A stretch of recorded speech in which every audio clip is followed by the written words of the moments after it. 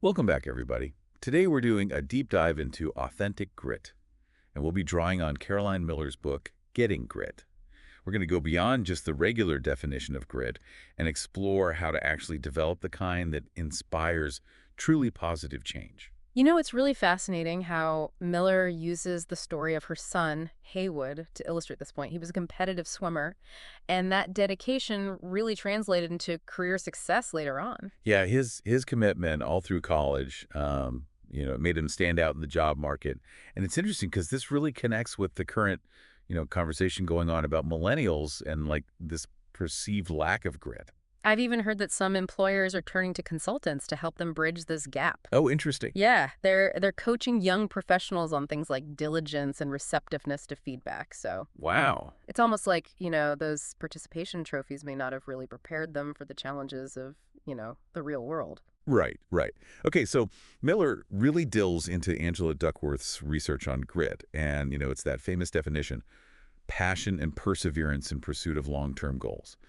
And I thought her study of National Spelling Bee participants was super interesting. Oh, absolutely. And Duckworth, she found that grit was even more predictive of who would reach the finals than intelligence was. And here's another interesting thing. Those who didn't advance one year, they actually ended up developing more grit, and they came back the next year even more determined. So it seems like setbacks can actually be a breeding ground for resilience. It really seems that way. Okay, so Miller, she takes Duckworth's definition even further and introduces the term authentic grit to describe the passionate pursuit of hard goals that awes and inspires others to become better people, flourish emotionally, take positive risks, and live their best lives. Wow, that's pretty powerful. Right, and she emphasizes that it's a force for good, not just, ambition for ambition's sake. Exactly. It's about a positive legacy. And this kind of leads to a really crucial question, though. Are we doing enough to foster authentic grit, or are we actually inadvertently hindering it? I see where you're going with that. Yeah. Miller expresses some concerns about excessive praise and great inflation. Yeah, I totally agree. I think she makes a great point. This emphasis on perfect GPAs and accolades all the time, it could be backfiring. It could actually be leading to decreased self-control. The implications there are pretty significant, right? Right. Think about, you've got the U.S. military's Too Fat to Fight report, Yeah. and that reflects a much broader issue. Oh, for sure. I mean, even in professional sports, there are coaches who are observing a lack of work ethic and an over-reliance on smartphones among athletes. It's like we may have accidentally fostered this aversion to challenge and discomfort. Yeah, I think so. Miller shares this really great anecdote about creating a record board at her local swimming pool. It showcased, achievements of high-achieving swimmers. And the idea wasn't to discourage others, but to set this, like, high bar and inspire them. And guess what? Her son, Ben, ended up breaking one of those records. That's a perfect illustration of how healthy competition and high standards can really stimulate positive growth. And this contrasts with the potential detrimental effects of helicopter parenting, where we're shielding children from obstacles and from failure, and ultimately that impedes their development. Exactly. Exactly. Miller also highlights a concerning trend in some schools Hmm. where individual achievements are downplayed to avoid making other students feel alienated. Yeah, I think that's something we really need to think about. How do we strike a balance between inclusivity and recognizing, exceptional performance? That's a tough one. It is. It's very delicate. Okay, and then there's the example of Brown University. They provided a safe space with, get this, coloring books and puppies for students who felt overwhelmed by a debate. I remember that. That was quite something. I know it's really perplexing. Obviously creating a supportive environment is important, but are we shielding students too much from, diverse viewpoints? Could that be hindering their growth and resilience? Like, are we accidentally teaching them to just avoid anything challenging? That's a big question. Miller calls it a bubble-wrapped culture, and she suggests that it really does hamper authentic grit development. And she poses this really thought-provoking question: what's the hardest thing you've ever done? Because it forces us to think about our capacity for embracing challenges. I love that question. It's so powerful, especially, as we get older and tend to become more risk averse. She recounts a story about a friend whose perspective on risk completely transformed after a personal tragedy, and it underscores how embracing challenge can lead to a more fulfilling and meaningful life. Absolutely. It's really important to note, though, that Miller also cautions us about the potential pitfalls of grit when it becomes, well, distorted. She talks about this concept of faux grit, where individuals prioritize winning at all costs, even if it means like resorting to dishonesty or manipulation to advance their ambitions. Oh, so like Lance Armstrong would be a classic example of that. Precisely. I mean, he certainly had perseverance and ambition, but his relentless pursuit of victory led him down a path of deceit and ultimately tarnished his legacy. Hmm. That's a really good point. It's a cautionary tale for sure. It is. And to contrast that, she brings up the example of Casey Martin, the golfer, with a condition that makes walking incredibly painful. He fought really hard for the right to use a golf cart during I tournaments. remember that. The PGA initially resisted, Mm. right? Yeah. They argued that it would give him an unfair advantage. They did, but he persevered and ultimately won his lawsuit, proving that authentic grit can be used to challenge systems that are unjust. It's not just about achieving personal goals, but also about advocating for fairness and equity. Exactly. Now, another type of grit Miller cautions against is what she calls selfie grit. This is where individuals focus excessively on self-promotion and taking credit for achievements, often neglecting the contributions of others. It's kind of like a hollow form of grit, right? Yeah. Driven by ego rather than genuine accomplishment or the desire to contribute something positive. Precisely. And this brings us to another really important component of authentic grit, self-confidence. Okay, so how does she define that? Well, she gives this captivating example of Katie Ledecky, the Olympic swimmer, who, even at a young age, was shattering world records.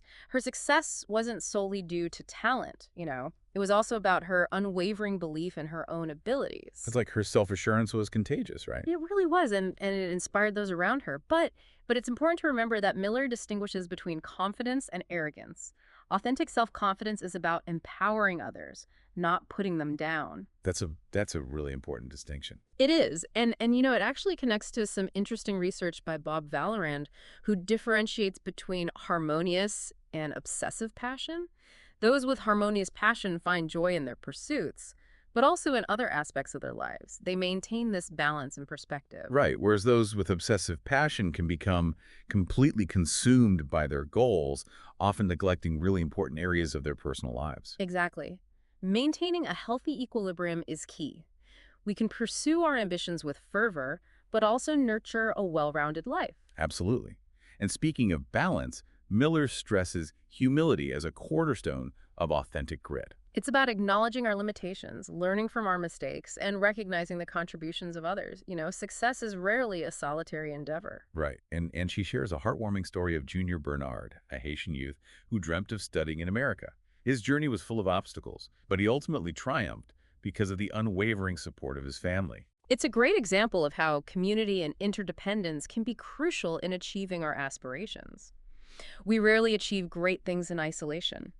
Okay, so where do we start? How do we begin cultivating authentic grit? Well, Miller suggests starting with the VIA Character Strength Survey. This tool helps you pinpoint your individual strengths. Right, but simply knowing our strengths isn't enough, is it? No, it's not. Miller emphasizes strengths use, the active application of our strengths in pursuit of our goals, and research shows that individuals who do this experience greater happiness and success. So it's about aligning those strengths with our passions and utilizing them to make a positive impact. Precisely. And then there's the element of perseverance. Miller reminds us that the path to any worthwhile objective is rarely linear. There will be hurdles, setbacks, and moments of doubt. Oh, absolutely. She introduces Paul Thomas, a martial arts instructor who overcame a really challenging upbringing through sheer tenacity. Mhm. His story is such a great example of the power of setting ambitious goals and persistently pursuing them despite adversity. It really is. And his journey emphasizes the importance of finding joy in the process itself. Miller talks about gamifying our pursuits, making the journey enjoyable and rewarding, not just focusing on the destination. That's so important. And having a good support system is crucial too, isn't it?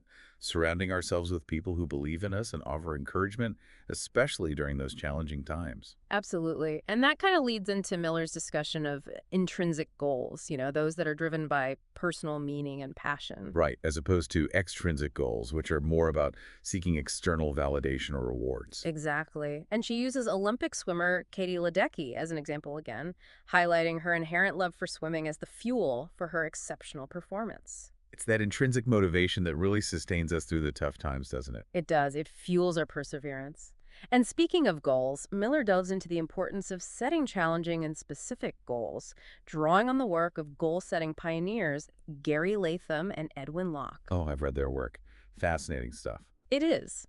Their research highlights the importance of distinguishing between learning goals, which are appropriate for when we're in unfamiliar territory, and performance goals, which are more applicable when the task is well defined. But regardless of the type of goal, setting a high bar is crucial for maximizing our potential. Absolutely. And achieving ambitious goals requires self-awareness. Miller emphasizes the importance of accurately assessing our current abilities and setting goals that are challenging yet attainable. It's about striking that balance between pushing ourselves and avoiding unrealistic expectations. Exactly. And seeking guidance and mentorship can be incredibly helpful when we're tackling new challenges. Right, there's no shame in asking for help. It often demonstrates strength and self-awareness. I agree. And Miller also recommends breaking down large goals into smaller, more manageable steps. So like creating a roadmap with milestones. Yes. That allows us to track our progress and celebrate achievements along the way, which helps to keep us motivated and prevent overwhelm. Makes sense. And, utilizing visual reminders, establishing supportive routines, and seeking accountability partners can be invaluable in maintaining momentum. Oh, I love the idea of accountability partners, like having a cheerleader in your corner. It really is. And Miller stresses the power of community, highlighting the benefits of mastermind groups where individuals with shared goals offer mutual support and encouragement. That's a fantastic idea. It is. And she also explores the dynamics of goal setting within relationships, emphasizing open communication and reciprocal support. Because achieving our goals often impacts those closest to us, right? It does. And she introduces the concept of the Michelangelo effect, where partners provide feedback and praise, align with each other's aspirations, creating a positive cycle of empowerment and growth. That's a beautiful concept. It is, but it's hard to deny that maintaining focus is difficult in our distraction-filled world. So Miller draws on Edward Hallowell's concept of attention deficit trait, ADT, which is basically a societal phenomenon stemming from information overload and instant gratification. Oh, wow. So it's not just individuals who struggle with attention. It's like a collective issue. It really is. And this ADT, it leads to decreased productivity, difficulty concentrating, and increased stress levels. Got a good combination. No, it's not.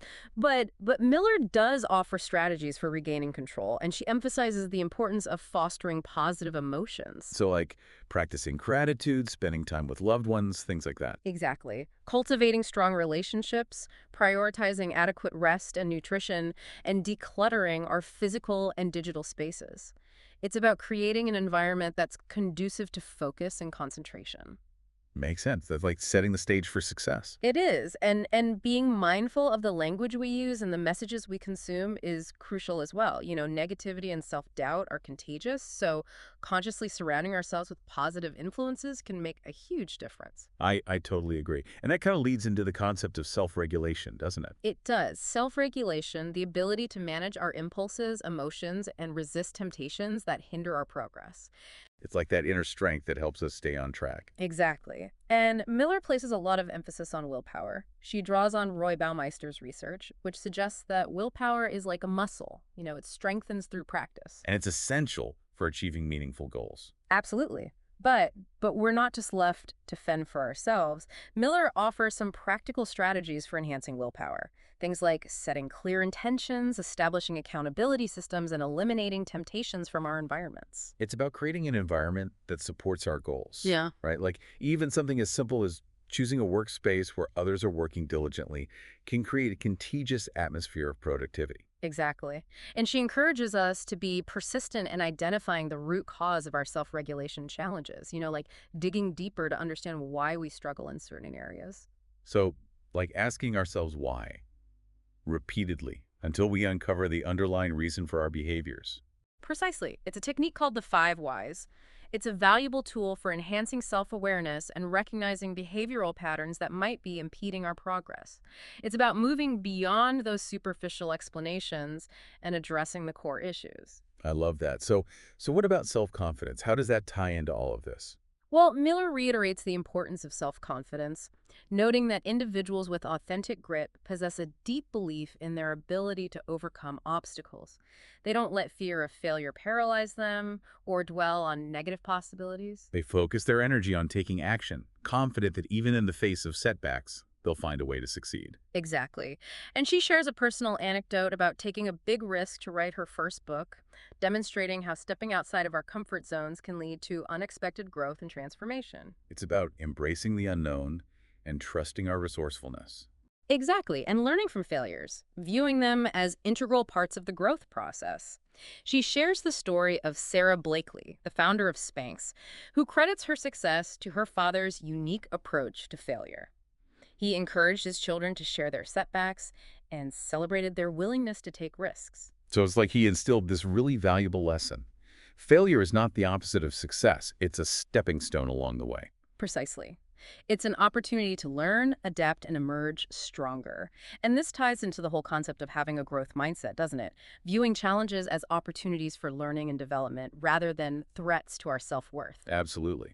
And Miller actually offers some really practical tips for cultivating a more positive relationship with risk, like starting with small, manageable risks and progressively increasing the level of challenge. It's about building our tolerance for uncertainty and confidence and stepping outside of our comfort zones. So we can embrace the adventure of the unknown and trust that we have the resilience to handle whatever comes our way. And this brings us to another vital element of authentic grit, humility. Ah, yes, authentic humility. It's not about self-deprecation or downplaying our accomplishments. It's about recognizing the contributions of others and being receptive to feedback. It's about understanding that we don't have all the answers. Exactly. She underscores the importance of active listening, admitting mistakes, and seeking out diverse perspectives.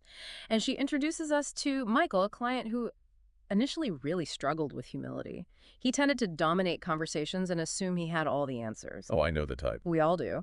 But through coaching and introspection, he learned to step back, listen attentively, and create space for others to contribute. And what was the result? Yeah. His relationships flourished, his business prospered, and his leadership skills improved dramatically.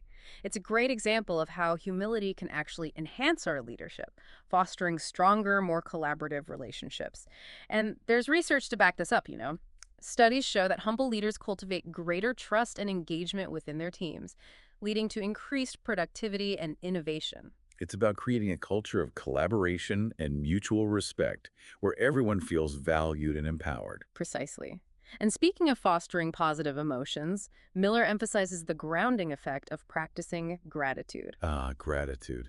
It's such a powerful tool for shifting our perspective, isn't it? It really is. Keeping a gratitude journal, expressing thanks to those who have positively impacted us, and simply taking time to reflect on the things we appreciate can really help to shift our focus from what we lack to what we have. And there's so much research showing the positive impact of gratitude on our well-being.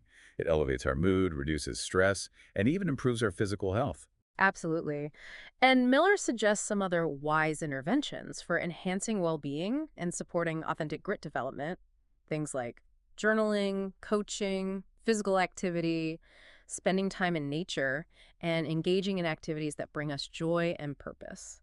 It's about creating a lifestyle that supports our holistic well-being. Exactly. And that forms a really solid foundation for pursuing our goals and contributing our unique gifts to the world. And then Miller, she kind of shifts her focus to the importance of intrinsic goals, those goals that are really aligned with our values and passions. Right, and she argues that those are way more motivating and sustainable than extrinsic goals, the ones that we pursue for external validation or rewards. She uses this example of Rich, a client who was really struggling to connect with his employees on an emotional level. Oh, yeah. And through, coaching and reflection, he realized that the key to inspiring his team was actually tapping into his own passion and purpose. So he had to kind of look inward first. Exactly, exactly. And then he discovered his real passion was in helping his employees grow and develop. And by leading with authenticity and vulnerability, he was able to create a more engaged, productive, and committed team. That's awesome. So it just shows how aligning our goals with our values and passions can lead to greater fulfillment, not only for ourselves, but for the people around us. For sure. Which brings us to patience. Miller reminds us that achieving meaningful goals often takes time and effort and a willingness to endure setbacks. It's not always a smooth ride. No, no. She shares the inspiring story of the scientists who dedicated decades to proving Einstein's theory of relativity. Talk about commitment. I mean, wow, that's incredible. I know, their story just really contrasts with our modern culture of instant gratification. We become so accustomed to immediate results. But true achievements, the ones that really leave a lasting impact, those often require a willingness to delay gratification and play the long game. And Miller really urges us to resist the allure of those quick fixes, to cultivate patience. And she emphasizes that patience isn't about just passively waiting, it's about actively engaging in the process. Enjoying the journey. Yeah. Okay, so how do we develop greater patience?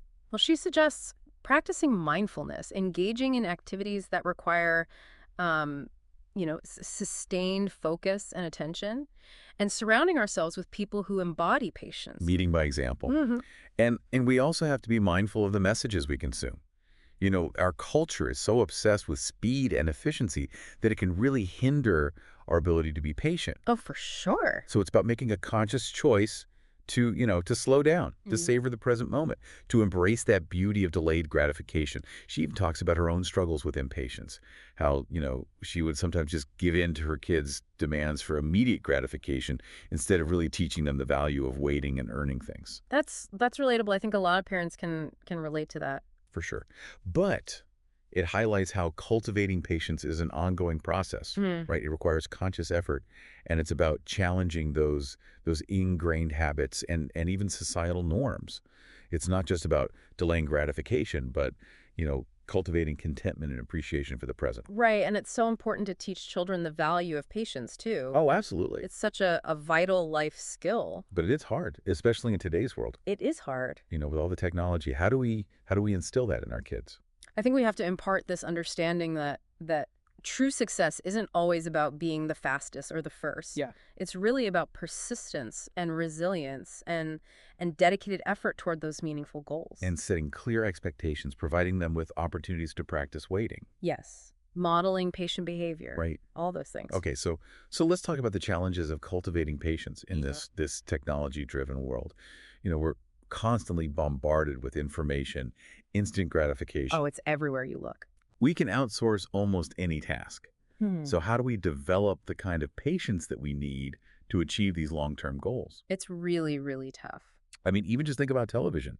You've got the constant news crawls, you can skip commercials and streaming services that enable us to binge watch entire seasons. Mhm. It's just this relentless barrage of stimuli. And it makes it so hard to focus, and to be present and to cultivate patience for activities that require that sustained effort and attention. I agree. And the workplace is changing too. I mean, companies are really catering to millennials' desires for swift career progression and these flexible work arrangements. Which isn't a bad thing in itself, but No, not inherently. but it contributes to this culture of impatience. Yeah, this sense that we should always be striving for the next milestone or promotion or achievement. And that kind of mindset can lead to burnout and dissatisfaction and a lack of appreciation for what we're doing right now. So what do we do? Well, Miller, she encourages us to be mindful of these trends, to make conscious choices about our engagement with technology and the workplace. It's about setting those boundaries, prioritizing our time, our attention, and really cultivating that patience to resist the pull of instant gratification. So setting limits on technology use, creating dedicated time for focused work, and seeking out opportunities that require that sustained effort and attention. Exactly. But also finding joy in those simple pleasures, Yes. activities that bring us peace and contentment. Absolutely. It's about slowing down, disconnecting from the noise and the stimulation of the digital world, and reconnecting with ourselves and our surroundings, rediscovering that beauty of simplicity and gratitude for the present moment. I love that. She shares the story of Bayard, a guy who actually chose to give up his smartphone for a year. Yeah, it was this radical experiment in disconnecting from the digital realm, and it actually led to all these unexpected benefits. He found that he had more time for meaningful conversations, Yeah. for neglected hobbies, and just for being present. And I think it's a powerful reminder that we have the power to choose how we engage with technology. And sometimes disconnecting can actually improve our well-being and lead to a more fulfilling life. I like that. And Miller also highlights this rising popularity of activities like board games and knitting and gardening. I've noticed that too. And these activities, they provide this welcome respite from that constant digital stimulation. Mm. And they give us a chance to, develop our focus or concentration and that sense of accomplishment that comes from actually doing something, making something with our hands. And I think it just reminds us that true satisfaction often comes from endeavors that require effort and dedication. And the journey itself can be just as rewarding as the outcome. I agree. She also tells the story of Nick, this young man who discovered a passion for basketball later in life. He faced all these challenges. He wasn't very tall. He didn't have much experience. Oh, wow. But through sheer determination and commitment, he actually earned a spot on the middle school team. That's awesome. It is, and it's such a great reminder that it's never too late to pursue our dreams. Love that. Okay, so Miller, she concludes her exploration of patience by offering some practical strategies for cultivating this really important virtue. Okay, like what? She encourages us to play games that require strategic thinking, like chess, to practice mindfulness and meditation, engage in activities that foster an appreciation for, slowness and detail, and to surround ourselves with people who embody patience. That makes sense. It's a call to action, you know? Embrace the power of patience. Wow. Recognize its vital role in helping us reach our full potential and live a more fulfilling life. Getting grit it's not just a theoretical exploration, it's a practical guide for cultivating this virtue in our own lives. I totally agree. She provides these concrete strategies for overcoming the unique challenges we face today and creating a life that's full of meaning and fulfillment. It's an invitation to embark on this journey of self-discovery and growth. I like that. And she reminds us that authentic grit isn't something we're born with. It's a skill that we develop through conscious effort and practice. It's a journey, not a destination. There will be setbacks, there will be doubts. But ultimately, our commitment to keep striving, to keep pushing forward, that's what defines us. So as we wrap up our deep dive into authentic grit, what really resonated with you the most? I think what really stood out for me was this emphasis on aligning our goals with our values and passions. It's about finding that sweet spot where our strengths, our interests, and our desire to have a positive impact on the world, that's where they all intersect. And I think that's where authentic grit truly flourishes. For me, I was really struck by her encouragement to, embrace discomfort, to view challenges as opportunities for growth, and to cultivate perseverance. It's such a powerful reminder that we're capable of so much more than we often give ourselves credit for. Right. It's about pushing past those limitations we set for ourselves and stepping outside our comfort zones, embracing the unknown, and realizing that failure is not the end. It's a stepping stone. Absolutely. And we can't forget the importance of community, surrounding ourselves with people who support our goals, who believe in us, who would inspire us to be our best selves. We weren't meant to do this alone. Definitely not. Building that supportive network, that team that provides guidance and encouragement and accountability, that's essential.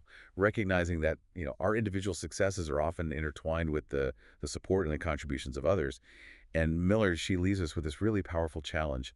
Identify your hardest thing, that goal that will demand all your authentic grit. I love that. It's an invitation to embrace discomfort, to strive for something truly meaningful, and to leave a positive mark on the world. So as we conclude our deep dive today, let's not just, add the pursuit of authentic grit to our never-ending to-do list. Let it be a guiding principle, a lens through which we view our lives, our aspirations, our interactions with others. Let it be that driving force that propels us forward, even when things get tough. It's a journey, not a destination. Embrace the challenges, celebrate the victories, and never stop striving to be your best self. And to wrap things up, here are 10 key takeaways from our exploration of authentic grit. Number 1. Authentic grit is the passionate pursuit of hard goals that inspires positive change in ourselves and others. Number 2. It's about aligning your strengths with your passions to make a positive impact. Number 3. Overpraising and shielding children from failure can actually hinder the development of authentic grit. Number 4, embracing healthy competition and high standards can foster growth and resilience. Number 5, Authentic grit involves taking risks, learning from setbacks, and pushing beyond your comfort zone. Number 6, cultivate self-confidence, humility, and patience. Those are all essential components of authentic grit. Number 7, identify and leverage your character strengths to achieve your goals. Number 8, practice gratitude, journaling, and other wise interventions to enhance well-being and support grit development. Number 9, find joy in the process and savor those small victories to sustain your passion during those long-term goal pursuits. And number 10, cultivate patience, especially in a culture of instant gratification, to achieve your full potential. Until next time, keep exploring.